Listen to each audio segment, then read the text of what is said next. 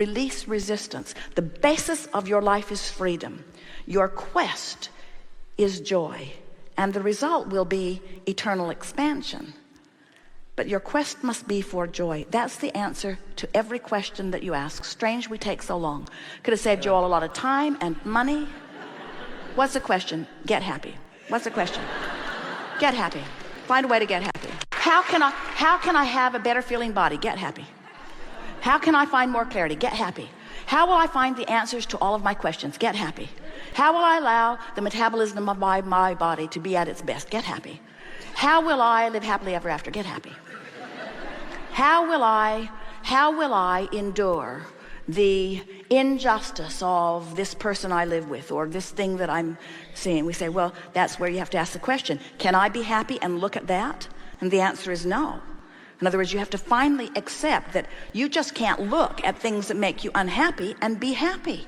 And that's the thing. People have been trying the impossible for so long. I'll just look at this thing that opposes everything that I am, that opposes who I was before I was born, and opposes that which I've become since I got here. I'll just ask the universe, let me please be the one exception, and I'll look at this thing that I do not want, and I'll ask to be happy. And we say, or clear, or healthy, or prosperous. You just can't do it. You have to look in the direction of what you want.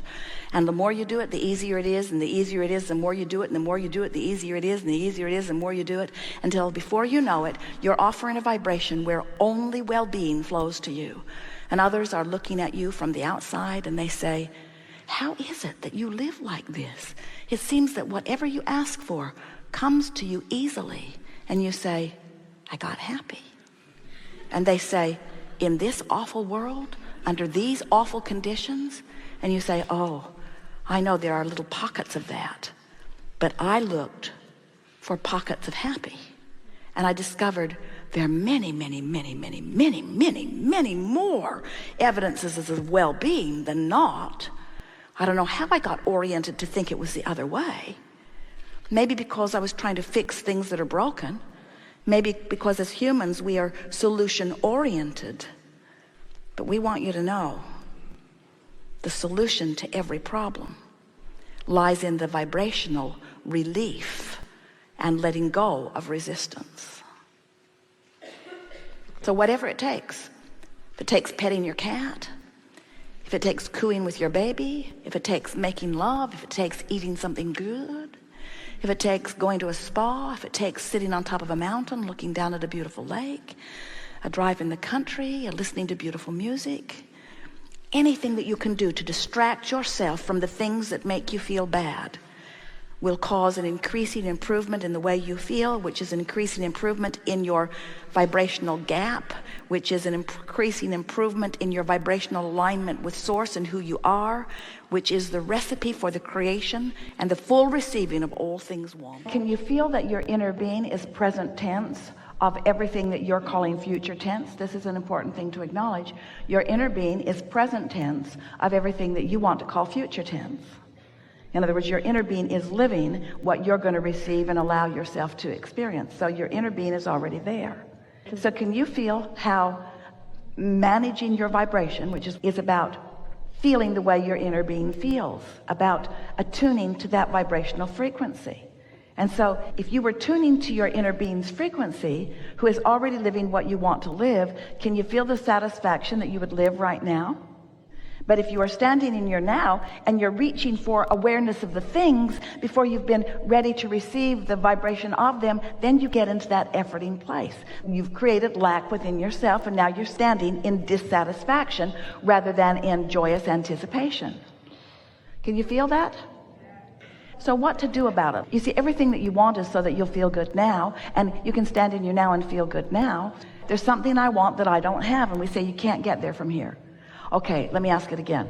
How can I get from where I'm not wanting to be to someplace that I'm wanting to be? Well, you can't get there from there. Well, let me ask it in another way. Well, how can I get over there because I don't really like being over here? Well, you can't get there from there. Well, how can I compensate for the things that didn't go well? You can't, because your awareness that they didn't go well is going to keep them not going well. All right, how can I get to where I want to be? By being happy where you are. By being happy where you are. But how can I be happy where I are when they're How can I be happy where I are when there are so many things missing from where I are? By being happy with the things that are already where you are. By feeling the power of your present, by utilizing your present in the only way that you can. The only thing that you can do, the only power that you have, the only creative power you have, the only ability you have to deliberately create, the only effective thing that you can do is to sync up with source. That's all you can do. Sync up, sync up, sync up, sync up. All the other work's been done. Sync up and then follow the impulse, period. Because so often the question is, how do I get someplace else? And we say, really? How do I get someplace else other than this blessed place where I be, where the juncture of me meets source energy? Do you know how much you wanted this moment in time? This body, this awareness, these physical senses, this focusing mechanism, this ability to think, this ability to play with others, this and this and this and this. Every place you go, everything you're doing, every moment that you're in this body, do you realize how precious it is and how much you wanted it? And what is the true potential of it? To be someplace else?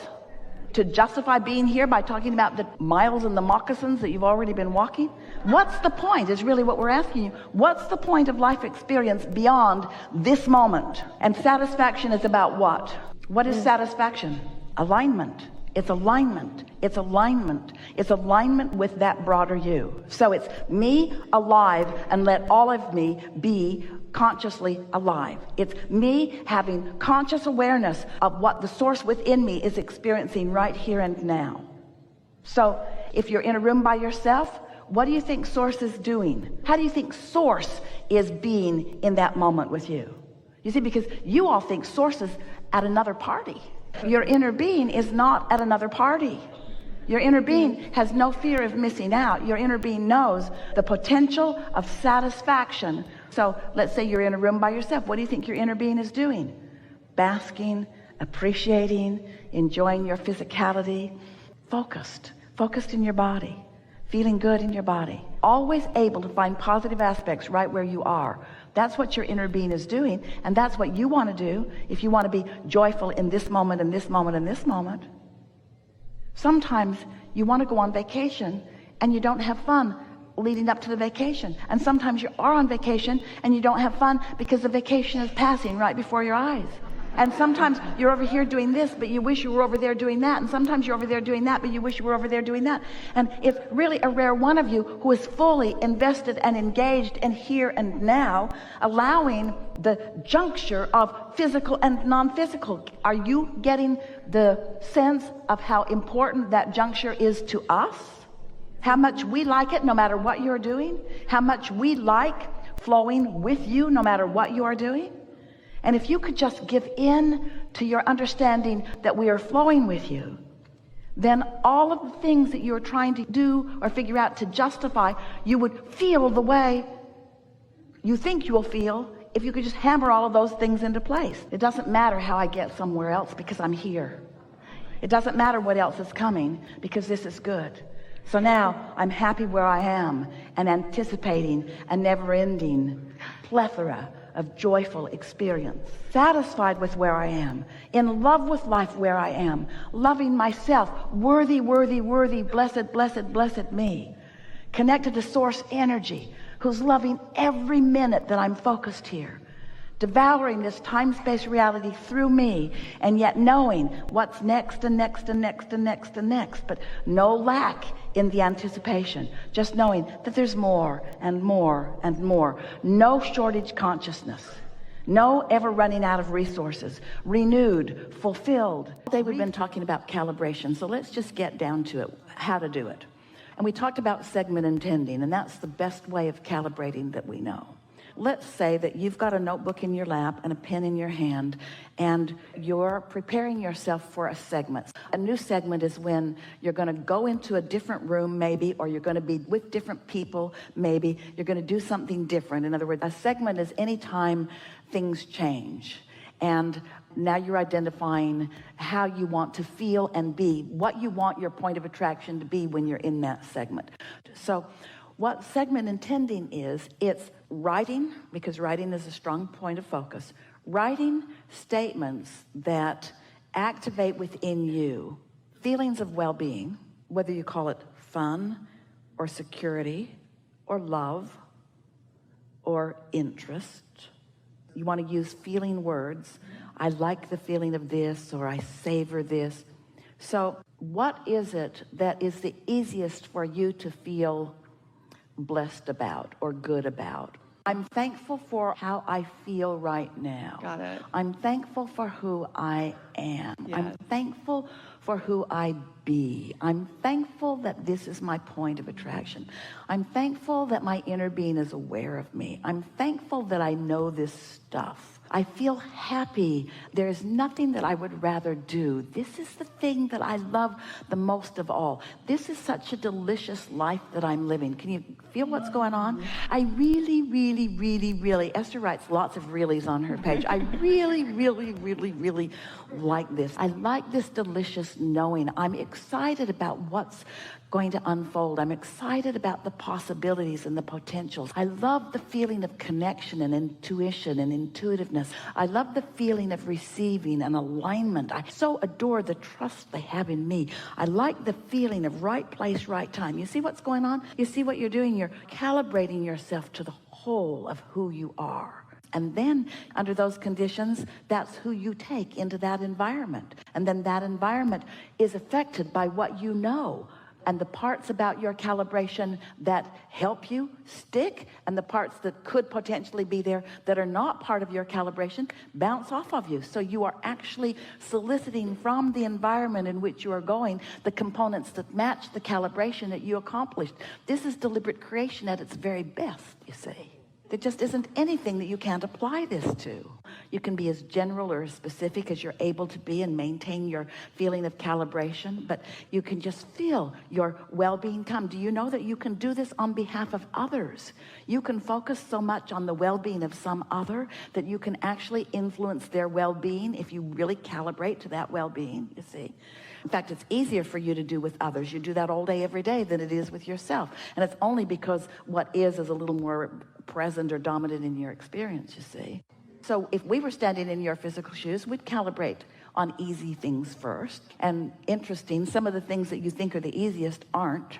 The things that you think the most about are the things that you've practiced wonky calibration about, because you've been calibrating a lot to things as they are, not as you would like them to be. And so we're asking you to uncalibrate.